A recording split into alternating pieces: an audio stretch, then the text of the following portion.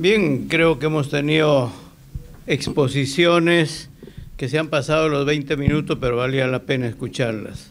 No podemos, digamos, menos que felicitarnos por la extensión del tiempo.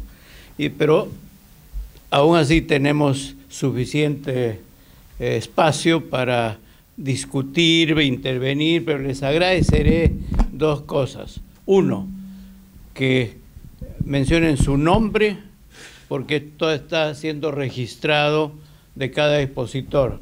Segundo, que sean concretos y contributorios al tema. El doctor Isa. Agustín Isa, mi nombre. En primer lugar, felicitar a los expositores. Realmente hemos tenido una mesa de lujo con exministros que han tenido la oportunidad de manejar su sector por un tiempo determinado. Y yo quiero ponerme en el lado del paciente. Yo hoy día he entrado al registro de Digemit y he buscado amoxicilina. He encontrado más de 150 presentaciones de amoxicilina. Y como ese es un servicio que da el Ministerio de Salud para que los proveedores, o perdón, para que los pacientes puedan tener y escoger precios, dice que el precio de la amoxicilina de tabletas de 500 miligramos en el sector público es 0.11, y yo me he dado la vuelta hasta las 75 pantallas. Sí, son 75 pantallas, ¿sí? Observatorio. ¿Ok?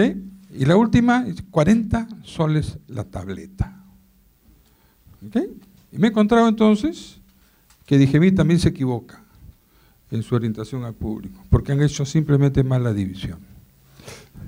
Porque una caja que tiene 300 tabletas y que cuesta 200 y pico soles no puede valer 40 soles cada tableta.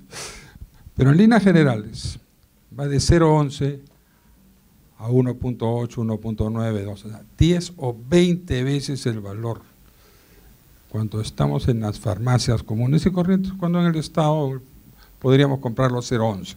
Hay un problema de distribución, hay un problema que el mercado no está bien regulado. Entraba gentamicina, el mismo laboratorio productor, y los precios van desde 15 soles hasta 50 soles por ampolla de 80 miligramos. Entonces, si yo me pongo como paciente, porque al final de lo que se trata es de que los pacientes se beneficien de un sistema de salud, y los medicamentos son tremendamente importantes en el acto médico. El acto médico culmina el 90% o más de las veces con la prescripción de un medicamento, de tal manera que estamos amarrados a ese tema. Y los expositores brillantes nos han explicado y presentado la cantidad tremenda de problemas que tiene resolver el asunto de los medicamentos. Así que, apelando a su experiencia, ¿cómo solucionamos el tema? Porque lo que hemos hecho es diagnóstico. Podemos hacer un Pareto y decir las 4 o 5 causas principales que responden al 80% de los problemas son estos, y actuemos sobre estos, porque lo que hemos visto es una cantidad tremenda de normas, de regulaciones, pero desde el punto de vista del paciente nos falta bastante para solucionar el problema. Así que un poquito lo que quisiera es decir cómo ayudamos a que este problema se resuelva, no como dice Lucho, resolviendo el problema del humanismo, que en lo que tiene razón y que nos vamos a demorar 30 años, sino cómo hacemos para tener una solución a un plazo un poco más corto para beneficio de los pacientes. Gracias. Vamos a escuchar primero las preguntas o comentarios para luego ofrecer el doctor Bancalari. Gracias, doctor Pretel. Ernesto Bancalari. He escuchado atentamente todas las presentaciones y lo que nos han explicado, básicamente que estamos muy complicados, como dice el doctor Agustín Isa, que tenemos un reglamento, una ley de la 29459 que establece desde el 2009 que se debe implementar un reglamento que está por aprobarse desde noviembre del 2015, todavía no se aprueba, se debió haber aprobado en mayo del 2016, y es el que ha presentado el doctor Ugarte, en lo cual básicamente lo que este reglamento dice es, ok, vamos ahora a registrar productos que tengan bioequivalencia y vamos a registrar productos para de esa forma poder ponerles un rótulo de que son productos intercambiables, que lamentablemente hasta la fecha no lo tenemos. En el Perú hoy día no tenemos medicamentos genéricos porque la ley no los obliga a que tengan todas las calidades para, como dijeron muy bien, ¿de qué sirve buena práctica de almacenamiento si es que en la cadena no hay buena práctica de manufactura? ¿De qué sirve buena práctica de manufactura si es que el producto original, es decir, la materia prima no es de calidad? Hay zapatos de $20, como pueden haber zapatos de $100, depende del cuero. El cuero fino va a dar un buen zapato, un cuero barato va a dar un mal medicamento. Entonces, yo creo que si la academia tiene que tomar una posición, de repente la posición sería ver la forma de pedir a las autoridades que terminen con este doble estándar de medicamento sin calidad certificada científicamente para la gente que no tiene dinero y medicamentos para el que puede pagarlo. El ejemplo más claro es en España, donde se han entrenado la mayoría de los ponentes, en la cual al día siguiente que se registra un genérico, el producto original cae en 60-70% de su precio. Gracias, doctor Prele. Doctor, su nombre. Doctor Alberto Villalobos. Bueno, felicitar a los ponentes, panel de lujo con 4 ministros, realmente es impresionante. Sí. Yo quería decir muy brevemente a lo que dijo Lucho Solari, que evidentemente han cambiado el paradigma. Ya Tomás Kuhn, uno de los grandes filósofos del siglo XX, habló de los paradigmas y ahora todo se hace con paradigmas. El paradigma anteriormente era la honestidad o la ética, ahora el paradigma es la política, y la política se rige actualmente, y ese es la paradoja de la política también, se rige por resultados y por ganarle al otro, no por la ética ni por el bien común. Pero hay una serie de errores que se hacen en el medicamento. No olvidemos que el medicamento es un hecho científico. Entonces, hay un error del ministerio que es un poquito como respetar la cultura del Perú, cultura milenaria. Hablamos de los medicamentos tradicionales o de los medicamentos del Ande y todo, que hay que respetarlos. Miren, los medicamentos tradicionales son culturales, pero la cultura no es el medicamento no se basa en cultura, se basa en ciencia. Y para que un medicamento sea eficaz hay que hacer un estudio doble ciego comparado contra placebo. Y ya Mario Bunge, otro filósofo que es médico y se ocupa de la medicina, dice que la medicina tradicional no se basa en ciencia ni se basa en estudios comparativos. O sea, en su 90% la medicina tradicional no sirve. Entonces, el que apoyemos cosas que no sirven realmente está mal, se está desperdiciando la energía de un ministerio. Al margen de ello, hay laboratorios, sí, hay laboratorios que son laboratorios de medicinas homeopáticas. La homeopatía no sirve. No es posible que yo agarre una aspirina, la divida en 500 y esa 500ava parte la ponga un poco de agua y eso sirva. Entonces, creo que el ministerio debe reacomodarse en lo que es ciencia y en lo que es paradigmas. Muchas gracias. Doctor Cabezas. Igualmente aunarme a las felicitaciones por las exposiciones. Solo quería comentar que el reglamento de ensayos clínicos ha sido aprobado el año pasado con los reajustes que eran necesarios, que se han recogido de toda la comunidad científica y que hace investigación en ese tema. Sin embargo, todavía falta ajustar este reglamento para hacer los ensayos clínicos de lo que hablaba el doctor, ¿no? De plantas medicinales, productos, más está orientado a productos farmacéuticos y en eso se está trabajando. Lo otro que quería comentar es, tenemos un problema para enfermedades desatendidas, como la malaria, la leishmaniasis, etc. Son desatendidas, pero y afectan a poblaciones justamente más desfavorecidas. Y no hay medicamentos porque no es negocio pues, vender antimaláricos, ni primaquina, ni cloroquina. Las licitaciones quedan desiertas. Nadie quiere comercializar ni producir. Entonces es un tema pendiente y que el Estado debe asumir, ¿no? En ese sentido el INS está proponiendo producir estos medicamentos sin competir con el mercado, pero necesitamos un dispositivo legal que nos autorice, porque ahorita solamente tenemos un dispositivo que nos autoriza la producción de biológicos, que incluye vacunas y sueros, pero no medicamentos. Así que sin competir con el mercado para que no nos desaparezcan, La idea es producir estos medicamentos para enfermedades desatendidas que no es rentable económicamente para ninguna empresa. Doctor Salaverry. Me uno a las felicitaciones. Tengo una duda específica, concreta. Se habló ya entre los ponentes el que, por ejemplo, existe la posibilidad de que los estados, ante una situación determinada, excluyan ante el abuso de posición de dominio el uso de una patente. Pero sin embargo también se ha extendido, y en los últimos tratados de comercio, se ha extendido el hecho de la patente de segundo uso, que está extendiendo la vida de las patentes, impidiendo que se puedan hacer los genéricos, y así medicamentos que ya han cumplido largamente sus 20 años, ahora están pasando con esta nueva modalidad. Ahora, esta modalidad, sin duda, no está aceptada necesariamente por el país, sino que está impuesta a través de los tratados. Pero los tratados de libre comercio imponen esta modalidad. El sector salud no tiene voz generalmente en estos tratados. Se resuelven a través del Ministerio de Comercio, del Ministerio de Economía, y allí hay una grave amenaza contra el uso de medicamentos. Quisiera saber la opinión. Gracias. Doctor Angulo.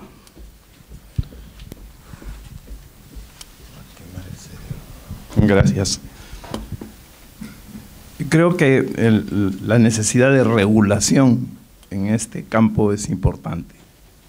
No me explico, por ejemplo, cómo un mismo producto de marca hecho por un mismo laboratorio cuesta en el Perú 2 o 3 veces más que en Argentina, 2 o 3 veces más que en México, 2 o 3 veces más que en España. El mismo producto, el mismo laboratorio. Yo no encuentro la razón para esa diferencia. Y lo otro es, el doctor Martín Solari creo que fue bastante benigno cuando omite la parte de humanismo en el esquema, que no es tan importante, y que es más el raciocinio y la prescripción. Creo que ese peligro de la parte ética y humanística existe y crece conforme crece el precio del medicamento, como por ejemplo en los biológicos. Soy testigo de errores diagnósticos, donde un diagnóstico tan fácil no parece que un experto se haya equivocado para terminar en una receta de un medicamento más costoso. O sea que yo creo que lamentablemente ese peligro todavía existe. Si nos vamos a demorar 30 o 50 años en corregirlo, si no sé. Vamos a hacer una primera ronda. Hasta este momento, doctor Busto, usted iniciará la siguiente. Les agradecería a los expositores comentar. Ahí está, acá está el otro. Gracias. De manera muy puntual.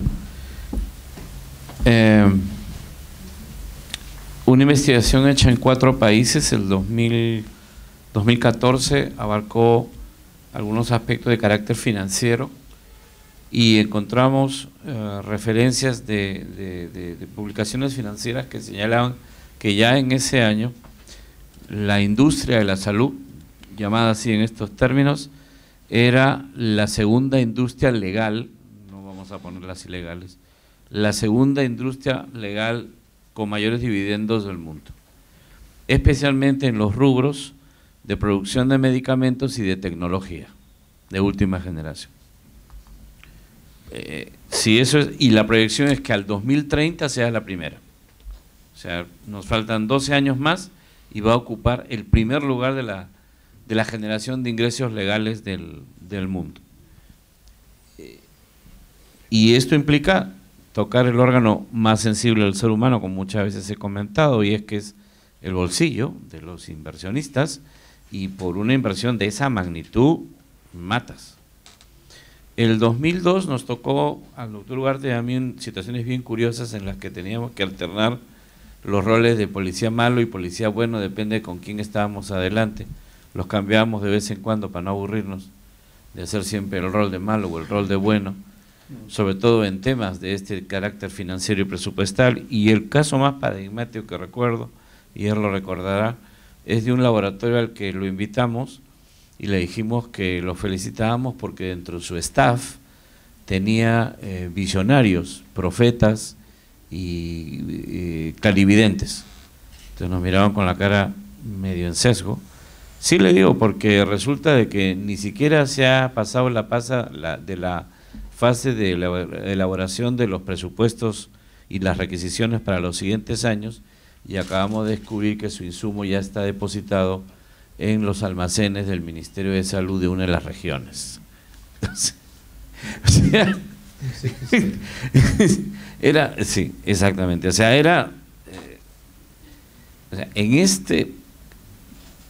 acá hay un problema de corrupción grandísimo. No sé si es la expresión del mayor grado de normalización de la corrupción, del Estado peruano, pero medidas que hubo que tomar, que empezaron con la gestión de Luis Solari, pasaron con la mía y terminaron con la de Óscar Ugarte y de intermedio la de Pilar Massetti, fue sacar a todos. Hubo que sacar al departamento jurídico, al departamento de adquisiciones, al departamento de logística, y no es fácil, por aspectos de carácter sindical y otras cosas, pero solo cuando retiraste a las personas e instalaste a personas nuevas que aprendieron a conducir los procesos, y eso te puede tardar un tiempo, se acabaron las compras de urgencia, que siempre estaban digitadas a sorpresa o a un determinado proveedor o laboratorio, y fluyeron mucho más rápidamente, y de alguna manera la corrupción bajó mucho. Pero en esto hay un reciclaje continuo. Es increíble que uno después de un tiempo, no lo sé. O sea, este es un problema de lucha contra la corrupción gravísimo, probablemente en todos los aspectos de adquisiciones del Estado, que a veces involucra a las propias organizaciones del Estado que deberían luchar contra la corrupción, y termina siendo nuevamente un problema de personas, de corruptos y de corruptores. Y eso se enfrenta con mucha radicalidad. Pásale la hoja.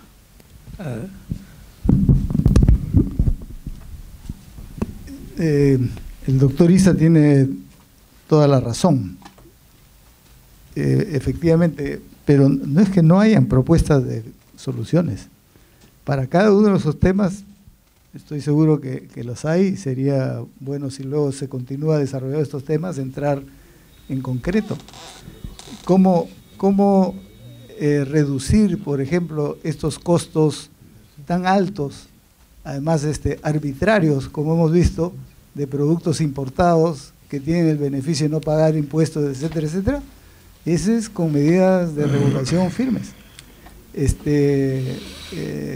Y estoy seguro que se van alineando, porque es insostenible la situación que está. Es insostenible. Es casi una burla, ¿no es cierto? Les cuento, yo estoy haciendo mi tesis doctoral sobre el costo social, económico y social de estos temas. Y hay forma de medir, recontra. Costo económico, por supuesto, el costo social en años de vida saludable perdidos. Y eso es medible perfectamente. Y por lo tanto es posible, todo depende cómo se planta quien tenga que plantarse para esas negociaciones y resolver. Respecto al reglamento de intercambiabilidad, efectivamente es uno de los reglamentos pendientes, porque los dos reglamentos principales, el de productos farmacéuticos y el de establecimiento, se aprobaron en el 2011, ¿no?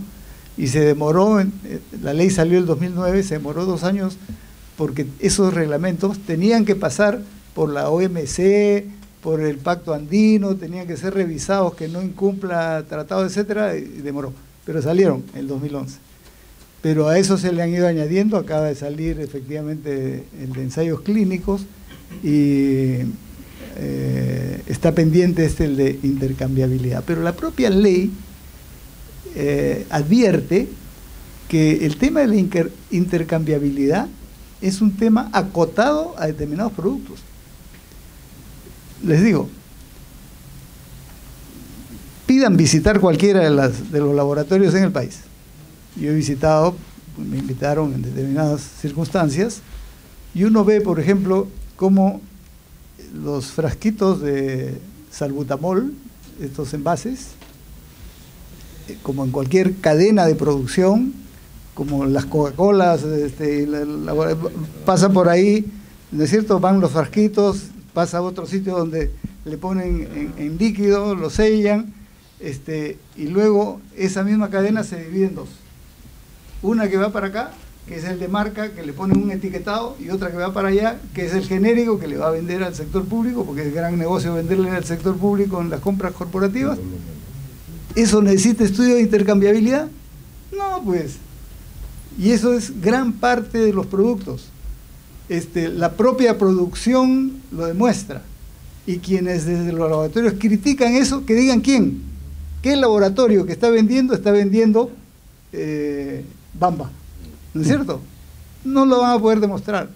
El tema se reduce a determinados productos de innovación que llegan al país, efectivamente, y en buena hora que haya sobre eso un reglamento que efectivamente está tardando.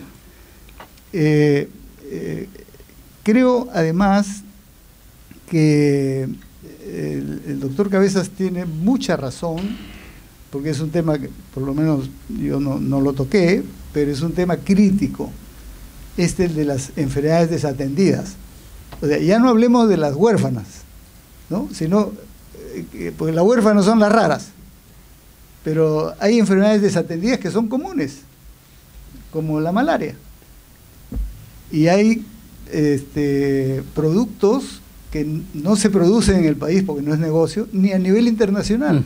Y las veces que el Perú ha convocado licitaciones y alguien las ganó, después incumplieron. Les dio igual no entregar, porque su margen de utilidad es escasísimo. Desde hace tiempo se ha dejado de producir litio en el Perú, y el litio lo producía una empresa que era pública antes, no me acuerdo si Sanitas o alguna de ellas, que ¿cómo se dice? Se privatizó. Se privatizó, entonces entró como parte de una producción de una empresa mayor, y cuando supongo que años después han dicho, a ver, ¿y qué utilidad nos reporta? Nada, deja de producir. Entonces todos los que necesitan litio, sabemos de algunos personajes que lo necesitan, se han quedado sin litio, ¿no es cierto? Porque la producción de litio es muy económica, según me han explicado, es una producción elemental. Entonces, ¿qué hacemos en esos casos? Mi opinión es que el sector público produzca, que el INS, así como produce la vacuna contra la rabia y produce los sueros antiofídicos, etcétera, etcétera, y puede ser una alianza con el sector privado, con quien sea, para producir lo que nos hace falta, y es una urgencia y necesidad. Y la industria no nos provee. Entonces, esos son temas efectivamente críticos. Así es. Un último tema. El MINSA sí ha intervenido en las discusiones sobre los tratados de libre comercio, pero ha intervenido con perfiles diferentes.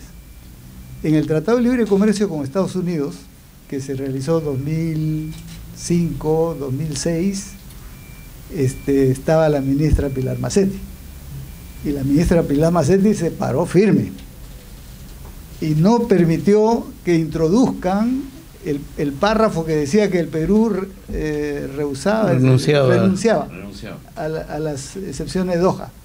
Yo recuerdo esos debates, hemos aplaudido a Pilar por esa posición firme, mientras el Ministerio de Comercio Exterior decía, no, cedan nomás. Finalmente el gobierno decidió, no se pone. Y los demócratas nos dieron la razón. Y después, eso que estaba como un anexo, lo han incluido como un párrafo central, y yo les invito a revisar el Tratado de Libre Comercio con Estados Unidos, y ahí dice que se respetará las excepciones de Doha, etc.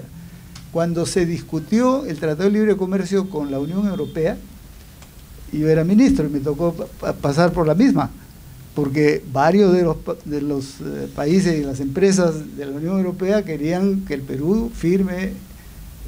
Colombia firmó. Colombia es uno de los países que firmó con Estados Unidos y no sé si también con la Unión Europea, porque finalmente se negociaron por separado, ¿no? Pero el Perú no, y nosotros también nos pusimos firmes.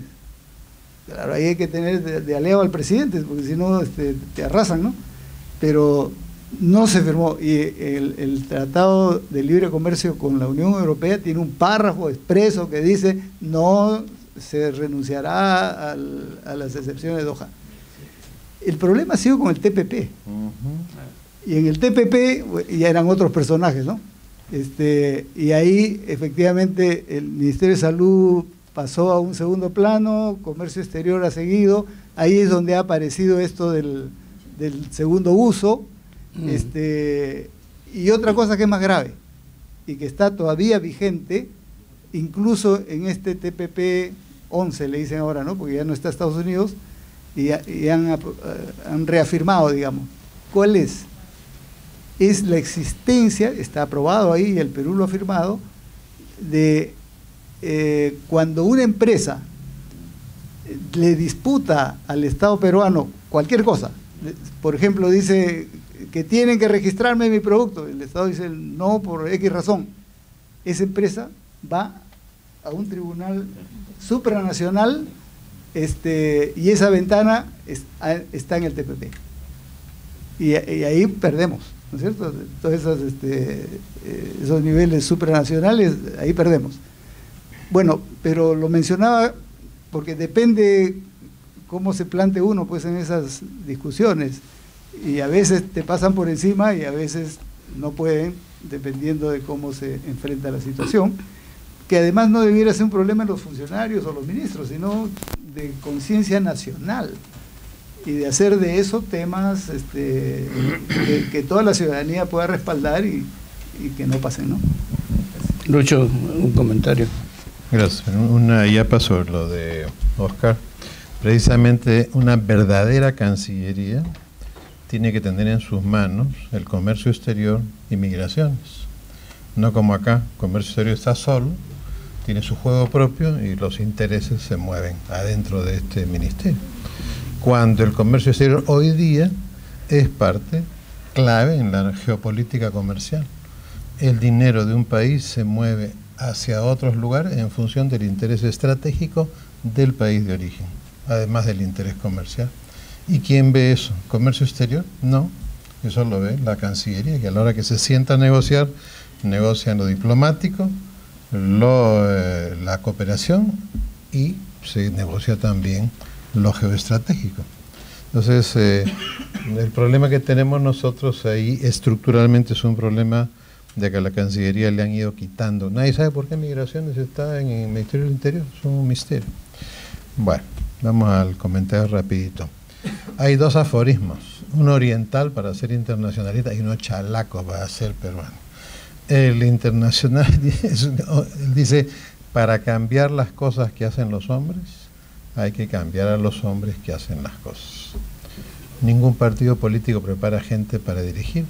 Ninguna universidad peruana, salvo la PUC y una en Puno, tienen pregrado de gestión pública. Todos tienen posgrados, pero pregrado, o sea, una formación racional que es fundamental, no tiene. Y a nadie le interesa. Colombia, Chile, que tiene el Estado más eficaz, Argentina, México, uno va a los institutos y la Getulio Vargas tienen pregrado. Entonces, y el chalaco es más fácil todavía. Donde va la cabeza, va el pescado. El plan de gobierno que dirigió Fernando y la comisión de transferencia que dirigió Fernando, no la dirigiste tú, y de la cual formó parte Oscar Ugarte, era el mejor equipo de salubristas, donde habían 12 ministros que puede imaginarse. Se ganaron las elecciones. Antes de asumir el mando, la primera persona que estuvo a cargo del ministerio nunca se reunió con la comisión de transferencia. Y recién pidió los informes de la comisión de transferencia en el 9º mes de gestión. Esa es la gestión que devolvió 53 millones de soles. ¿Cuánto va a devolver de lo que hay ahora? Va a devolver, porque son las mismas personas. Donde va la cabeza va el pescado. Este es un hecho real. ¿Y cuál es el secreto? Y por eso que yo, como Alberto Villalobos, con quien hemos trabajado varios años en el Almenara, el secreto del acto humano, ya sea médico o no médico, es el por qué y el para qué. O sea, la respuesta cumbre es por qué y para qué. Y en la prescripción obviamente también. Entonces, obviamente, si hay gente que no sabe por qué y para qué a cargo de la salud pública de algunos elementos, nosotros ya sabemos. Esto es la historia natural de la enfermedad. Ya sabemos a dónde va a ir el tema. Y por esa razón es que aprovecho que está la decana, a quien le agradezco que haya permanecido hasta ahora en este evento, es que los colegios profesionales de la salud tienen que, y en general los colegios, una mucho mayor presencia en la vida pública, en la sociedad civil, en la vida pública. ¿Quién le pregunta al colegio médico o a los colegios de la salud si estarían de acuerdo con que tal persona sea designado ministro o no? No nos vamos a leer la palma en la mano.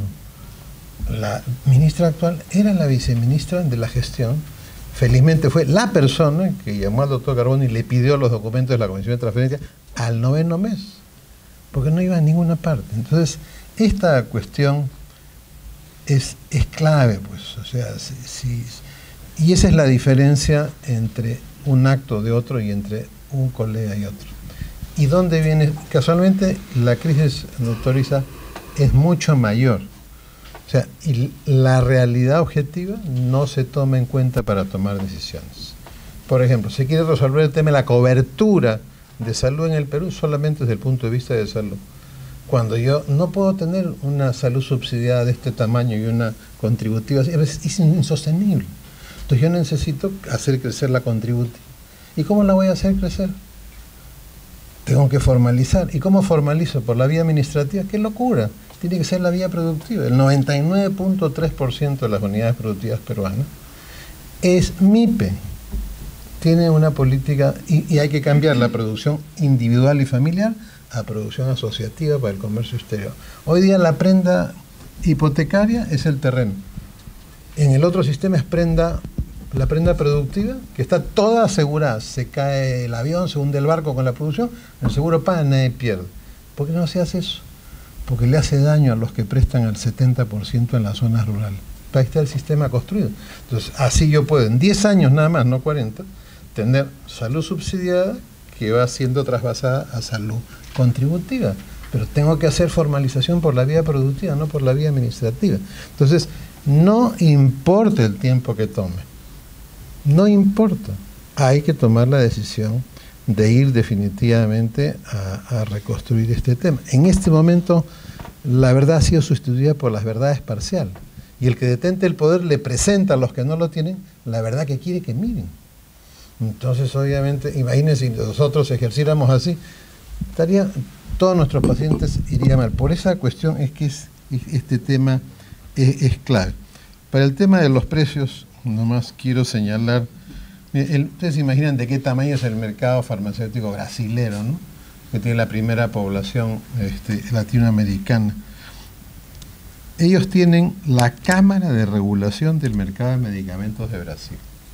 Ellos examinan un producto en 9 países y el precio al que ellos autorizan que se vende en Brasil es el precio del mismo producto, es el precio más bajo que ellos identifican en el mercado internacional. ¿Usted quiere vender esa cosa acá? Su precio es este. Y ahí están vendiendo y nadie dice nada. Entonces, sí se puede hacer un mercado. El único país que no tiene ninguna regulación es Estados Unidos. Por eso es el lugar donde los fármacos, el medicamento, son los más caros del mundo, precisamente. O sea, sí se puede ir a una regulación de ese tipo. Y el otro problema que hay definitivamente para proteger a los pacientes es el tema de dónde provienen. Uno le pregunta a un representante que trae un producto, ¿me puede decir el país de origen del producto? Le puede preguntar al gerente del producto. Y le contestan en la siguiente visita, esto es una información reservada. Entonces dígale a su gerente que no puedo recetar el producto. Yo conozco una persona que tiene farmacia humana y veterinaria en 14 países en América Latina. Pero él tiene una oficina en China que solo se ocupa de vigilar las buenas prácticas de manufactura a los que le van a vender los insumos. ¿Quién tiene eso acá? Nadie. Nadie sabe por qué uno compra una ciprofloxacina y le duele a todos los pacientes. Dolor articular. Le pasa a otra, se queda de ojo. Le pasa a otra, no le pasa nada, no le duele nada. Y sigue siendo genérica. Simplemente no hay una vigilancia adecuada del origen ni de la calidad de dónde viene. Simplemente le dicen, este es falsificado o no es falsificado. Pero exactamente qué tipo de goma usa, si se disuelve igual en el aparato digestivo o no, qué tipo de cubierta usa, qué tipo de esmalte usa, eso no se hace. Entonces tenemos un problema en el precio y en la calidad. Y el otro, y finalmente, con eso termino, obviamente vuelvo a insistir, si nosotros como orden seguimos permitiendo que se le entregue la conducción, o sea, que la cabeza del pescado no sepa dónde hay que ir, entonces estamos hechos. Entonces yo creo que sí hay elementos para una coordinación fuerte. Pues esto es una cuestión grave, ¿no? Un país, un continente donde el año pasado 140 millones de personas les ha faltado dinero para comprar alimentos, obviamente no tienes para comprar medicamentos. Entonces depende del aparato público, y el aparato público está lleno de gente que nadie controla. Este es a la final el problema. Entonces si uno no vigila a la cabeza del pescado, el pescado va a cualquier sitio. Entonces esto que nosotros hemos visto en la exposición del doctor Cabrera, todo este laberinto cretense, es el fruto de que simplemente llega gente que no está preparada para hacer lo que le encargan. Y nosotros tenemos la responsabilidad de vigilar que eso no suceda. Y simplemente, tú sabes, no se puede tener miedo. Uno no puede tener miedo cuando uno dice la verdad. O sea, si nosotros comenzamos a decir, tal cosa acaba de pasar por tal y tal razón, el doctor Ugarte se va al colegio, hace un informe, sí, efectivamente, mire, acá está la plata, no se gastó, no se distribuyó, no sé esto, publicado. El fiscal de turno tiene que intervenir. La fiscalía está obligada a intervenir de oficio. Si los colegios denunciaran estos atropellos que nosotros vemos, la fiscalía está obligada a intervenir. Entonces, yo creo que si nadie vigila, y nosotros tampoco, entonces tenemos pues pocas esperanzas de que el sector siga adelante. Y esto no es un pensamiento depresivo, simplemente ayer me pasé media hora discutiendo con un químico farmacéutico sobre los derechos como paciente de mi esposa. Media hora. Y simplemente, como estaba en esta pequeña posición de poder que estaba al otro lado, simplemente ejerció su poder y hasta el día de hoy no la han llamado para entregarle una gota de metilcelulosa, esa cuestión.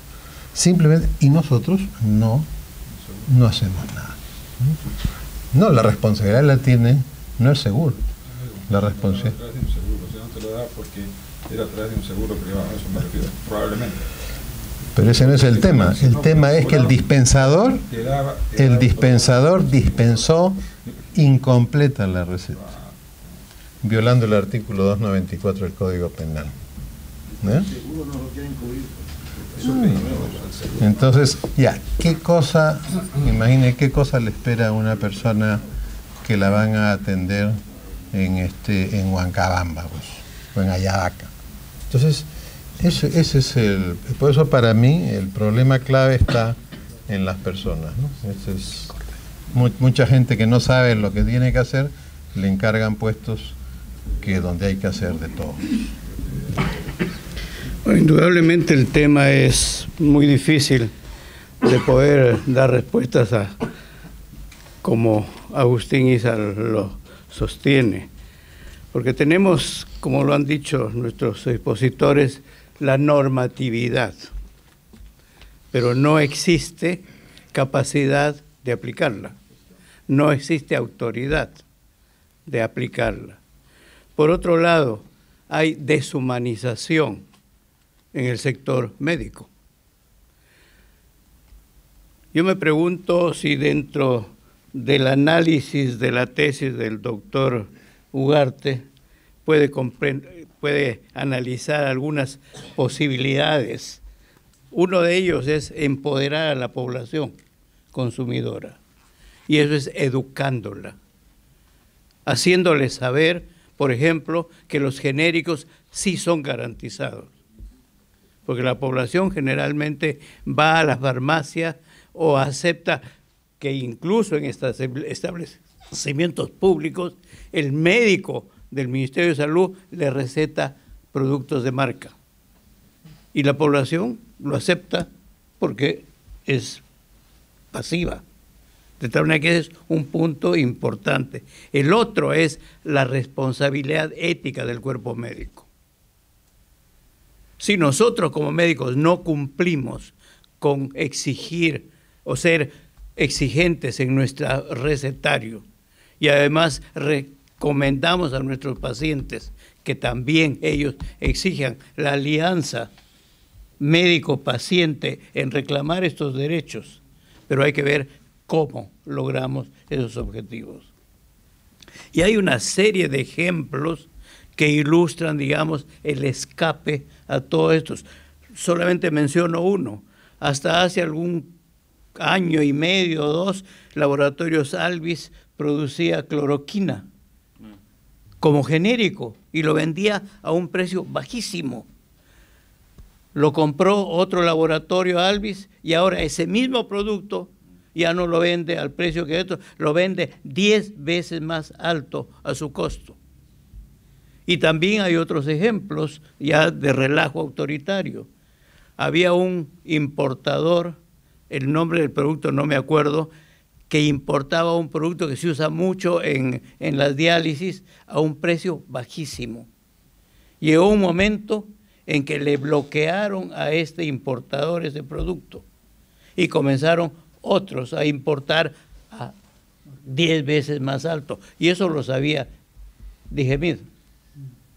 Pero, ¿no? Entonces, hay pues, digamos, una serie de cosas imposibles de solucionar inmediatamente, pero hay que buscar algunas alianzas, porque como tú mismo lo has precisado, uno de los factores reguladores es, digamos, la oferta por el Estado de los productos genéricos. Eso simplificaría muchísimo también, porque si a la población consumidora le decimos exige genéricos y no se lo da, va a la otra farmacia del Estado y lo encuentra. Pero si no lo encuentra porque se rebaja el presupuesto o porque hay una serie de otras cortapisas, pues no estaba mal, pues, ¿no? Bueno, el tiempo nos ha avanzado, pero quisiera darle la oportunidad al doctor Burstein como último académico que quisiera hacer algún comentario o preguntas muy concretas. Bueno, en primer lugar, para felicitar al doctor Pretel y a todos los panelistas por el tema que se ha planteado, que ya lo hemos tocado en oportunidades anteriores, hace años también en la Academia Nacional de Medicina, sobre el problema del medicamento en el Perú. No solamente, no hay una política de medicamento en el Perú porque no existe. La situación del medicamento en el Perú, del tratamiento de medicamentos en el Perú es un caos absoluto. Así como se ha referido ahora, y particularmente el doctor Solari, también la experiencia que él ha tenido en la dación de determinado tipo de medicamentos recetados por los médicos, es una cosa que lo vemos cotidianamente, y dependiente de los seguros. Los médicos que trabajan en las clínicas, en los seguros, están obligados a recetar determinado tipo de medicamentos y determinada cantidad de productos. Si es que les sobra, entonces tienen que pagarlo por su cuenta.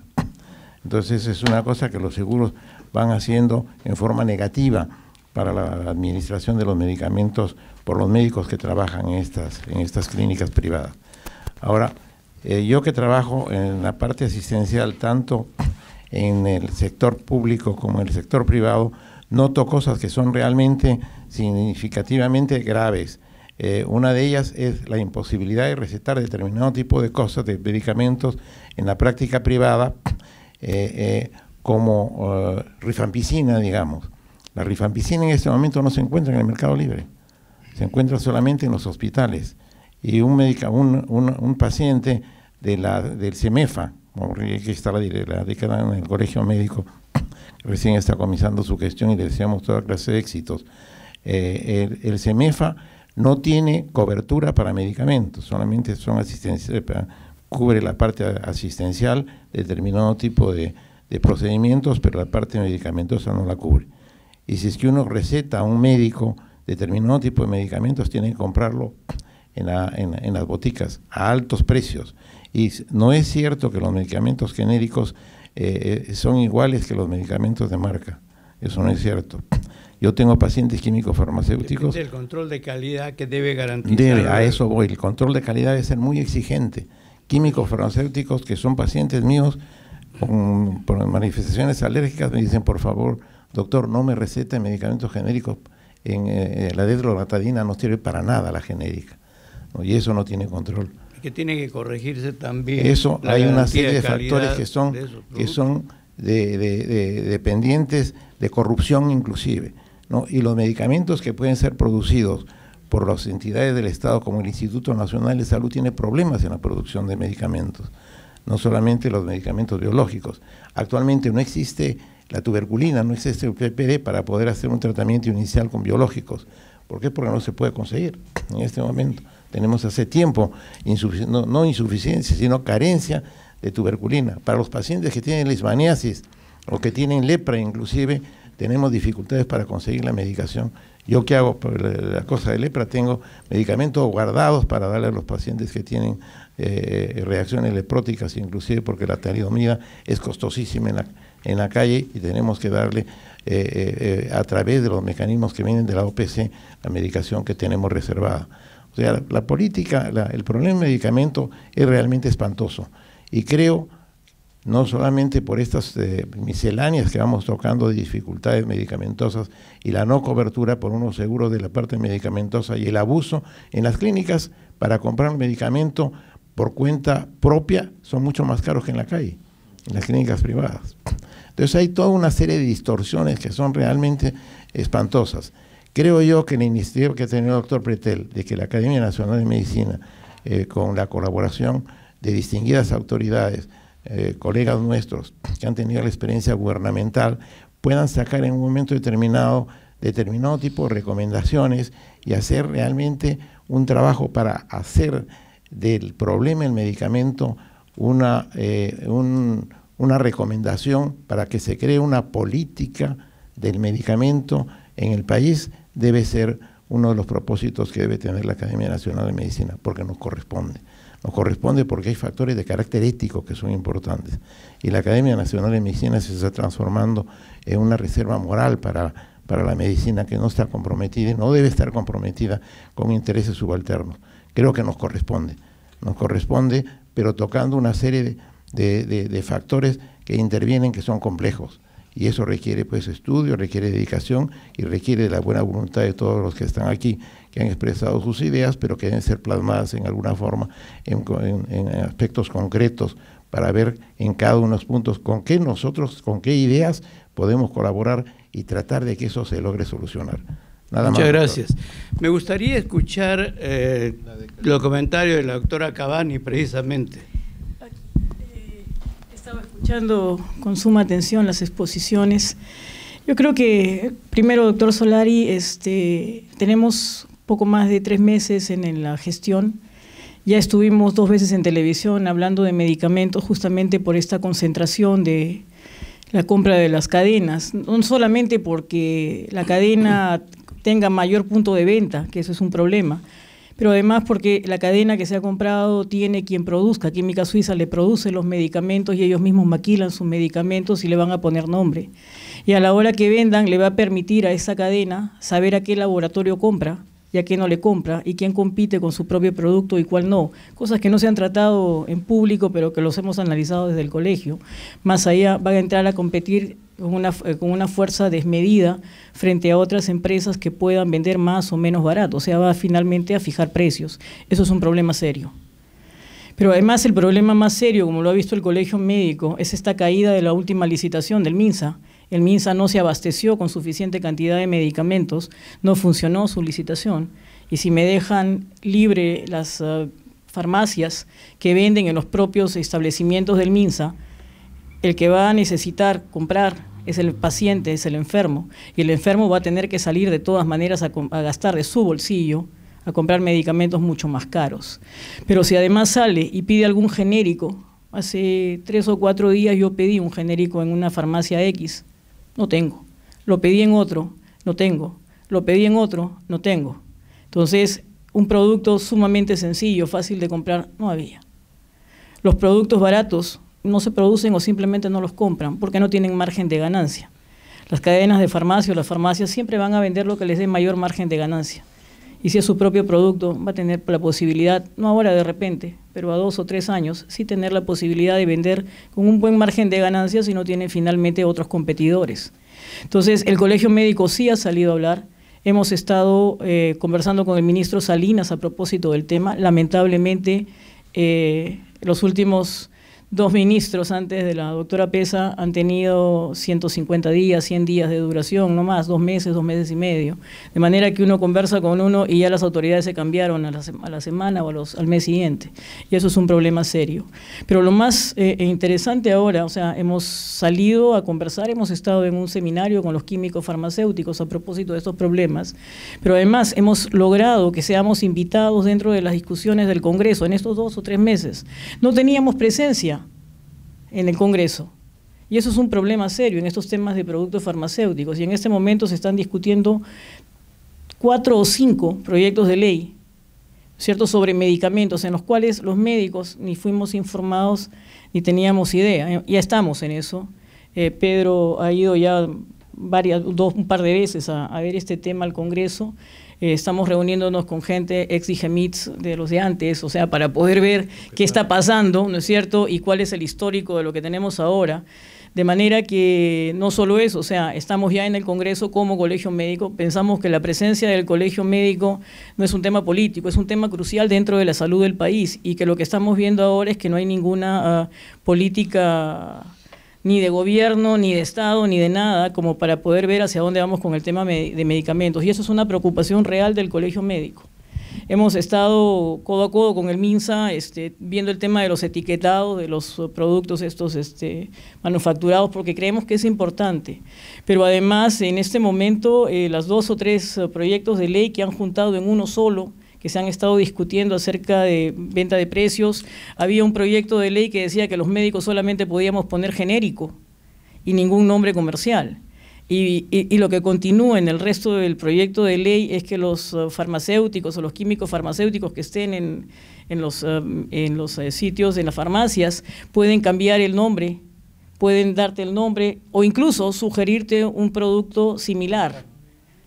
Y eso, o sea, nos deja a los médicos como que, o sea, el acto médico, las reacciones del paciente, todo el tema de ver qué cosa es mejor para un paciente u otro puede ser cambiado por alguien que está dando el medicamento, que no siempre es un químico farmacéutico además. Entonces, este tipo de cosas están sucediendo en el Parlamento y no nos estamos dando cuenta en el Congreso de la República porque o sea, finalmente quien está presidiendo el tema de salud es un ingeniero, es un médico que puede tener buenos o malos asesores, pero creemos que la intervención del Colegio Médico en estos ámbitos es importante y por eso es que estamos intentando no dejar espacios libres en todo lo que tenga que ver con salud. El otro tema donde estamos tratando de ver es en la gestión de trabajo, donde se están tratando de ver leyes de trabajo, dándole capacidades a algunas profesiones que realmente no han sido formados para.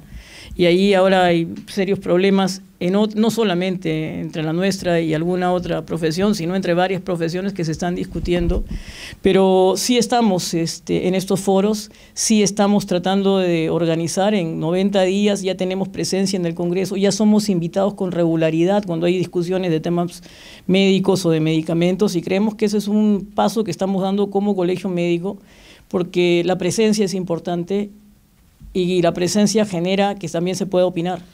Y eso sí estamos nosotros, ya como le digo, hemos salido 2 o 3 veces en televisión con el tema de los medicamentos y estamos tratando de conversar con otras profesiones, sobre todo en este tema con los químicos farmacéuticos. Conversamos más de una vez con el ministro Salinas, pedimos cita para poder conversar acerca de este tema. Nos dio algunas propuestas que tenía que parecían interesantes o por lo menos que iban dirigidas a mejorar un poco lo que estaba sucediendo. Sin embargo, todo se ha cortado. Esperaremos a ver qué está pasando. Yo entiendo que más de lo mismo, pero todo el mundo tiene derecho a tener una oportunidad para poder por lo menos mirar qué está pasando y ver si esto mejora o no. Esperemos que lo llamen, doctor Carbone, no a los 9 meses, sino a los 9 o 10 días para poder ver qué pasó antes o que puedan consultar con la gente. Pero como colegio no podemos salir de frente en contra de todo. Creemos que hay que tratar de construir algo mejor para este país. Pensamos en políticas de Estado que tienen que comenzar a gestarse. No puede ser que cada quien cambie su estilo de trabajo cada año, cada 6 meses, cada vez que se cambie un ministerio. Y sí, el colegio ya conversó con la ministra, a los 2 o 3 días que la ministra había asumido, pedimos una cita con ella. Le planteamos los temas que teníamos pendientes, los que habían quedado con el ministro anterior, pero además le planteamos los temas que a nosotros nos interesaba como colegio médico, que probablemente no sean los más comerciales, pero sí son de interés de la salud. Y estamos un poco a la espera, estamos participando en este momento de lo que es el Consejo Nacional. Estamos presidiendo algunos comités del SECOR para que esto funcione y para poder impulsarlos, para que no sean 3 reuniones y todo acabe por ahí. Entonces creemos que el colegio médico tiene que retomar su espacio, no solamente un espacio político, sino un espacio científico, un espacio de consultor. Debe ser un espacio en donde los médicos del país, sobre todo los que saben más, ¿no es cierto?, sean capaces de opinar y dar algún tipo de, no sé si solución, pero posibilidades de mejora, que es lo que creemos todos que podemos dar. Hay gente que tiene experiencia y que puede aportar dentro del gremio médico, pero además también dentro de otros gremios. Y es lo que estamos buscando, ¿no? O sea, poder conversar, concertar algunas cosas, y lo que se ha dicho en este espacio ha sido interesante. Yo creo que yo me quedaría con un par de puntos. El problema es que esto es una industria y un tema que mueve muchísimo dinero. Y donde hay mucho dinero siempre hay corrupción. Y si la gente que está trabajando en esto no está bien puesta y no tiene un ideal y no tiene una ética bien formada, difícilmente se va a poder salir de esto, porque el dinero corrompe. Y alguien decía que todo el mundo tenía un precio. En un gobierno anterior alguien dijo todos tienen un precio y lo puso en videos. Entonces ese es nuestro gran problema, ¿no es cierto? Que el precio sea muy alto, pero que haya gente que esté en capacidad de pagarlo, y ese es el gran problema, ¿no? Entonces el colegio tiene que mantenerse como un ente expectante, pero en el momento en que las cosas no vayan bien, tenemos que ser contundentes, no salir a golpear antes, sino golpear en el momento en que haya que golpear. Doctora Cavani, muchas gracias por sus comentarios, pero yo también me refería qué puede hacer el colegio médico desde el punto de vista profesional, la responsabilidad profesional en la receta médica, porque una cosa es la gestión que está bien hecha ante las autoridades políticas, pero los médicos también debemos ver cómo contribuimos a asegurar el adecuado dispendio de las medicinas. Pero usted vio el comienzo de la conferencia del doctor Solari, estaba nuestro código de ética. Sí, pero... Y entonces lo primero que tenemos que hacer pues es comenzar a trabajar bajo las normas del código de ética. Y el colegio médico tiene como función desde su fundación justamente velar por la ética dentro del colegio. En los últimos años la cantidad de colegas que van entrando a los problemas éticos va aumentando, pero tendríamos que preguntarnos también quiénes están formando a los alumnos. Claro. Porque solo estamos formando técnicos en medicina, pero nos está faltando el otro punto. Y no se olvide usted que ni MINSA ni Colegio Médico tiene injerencia en lo que es la universidad, porque justamente la ley universitaria le da esa capacidad a las universidades incluso de modificar currículas y mallas curriculares, donde muchas veces la ética no es importante y a veces es un momento por ahí que pasa, pero el colegio médico está en eso, y el colegio médico se está tratando de consultar a la gente que está trabajando en los temas importantes para comenzar a tener opiniones técnicas, pero además éticas. Y eso es lo que estamos haciendo como colegio. Gracias. Bueno, muchísimas gracias a nuestros distinguidos invitados, expositores, al doctor Penny por su valiosa labor coordinadora. Nuestro agradecimiento a la Academia por haber auspiciado este tan importante simposio, y a todos ustedes por su paciencia de acompañarnos hasta el final. Buenas noches. Invitamos al presidente de la Academia a terminar con la sesión. Palabras del presidente de la Academia Nacional de Medicina, académico número doctor Nelson Raúl Morales Soto. Pensé que iba a regresar a la mesa. Sí. Distinguida concurrencia, por lo avanzado de la hora, me limitaré a expresar el reconocimiento institucional a nuestros distinguidos expositores, los señores exministros doctores Fernando Carbone, Óscar Ugarte y Luis Solari de la Fuente, así como a nuestro moderador, el también exministro académico doctor Eduardo Pretel Zárate, al coordinador del simposio académico doctor Eduardo Peni Montenegro. A todos ustedes agradezco su presencia y participación. Se levanta la sesión. Buenas noches. Gracias.